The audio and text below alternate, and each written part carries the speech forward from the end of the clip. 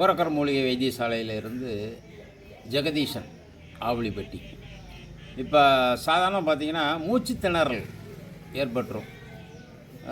அதாவது அது எப்படின்னா ஒரு வீசிங் பிரச்சனை அப்படி இப்படின்லாம் நிறையா சொல்லிக்கிட்டு இருப்பாங்க இல்லையா, அவங்களுக்கு நம்ம ஆடு தீண்டாப்பாலை இருக்குது பார்த்தீங்களா, இந்த ஆடு தீண்டாப்பாலையை எடுத்து அப்படியே கொஞ்சம் நிழலில் வச்சு உணர்த்தி ஒரு பீடி மாதிரி செஞ்சு புகைச்சிக்கலாம். அப்படி புகைச்சி அந்த புகையை உள்ளே இழுத்து வெளியே விட்டிங்கன்னா அந்த மூச்சு திணறல் வந்து உடனே சரியாகிடும்.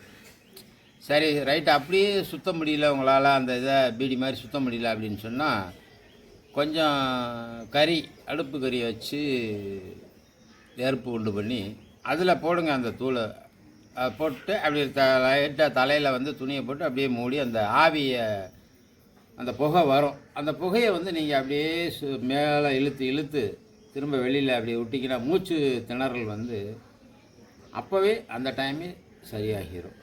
இது ஒரு பெரிய நல்ல அபூர்வமான மருந்து.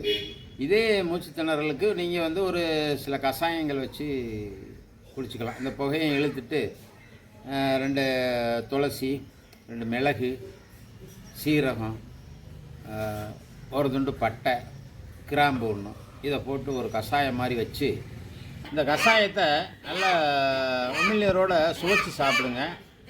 அன்றைக்கி அந்த மூச்சு திணறல் அந்த நிமிஷமே வந்து சரியாகிடும். இது வந்து நம்ம எப்பொழுதுமே எல்லாத்துக்கும் கொடுத்துக்கிட்டு இருக்க விஷயம்தான். நன்றி, வணக்கம்.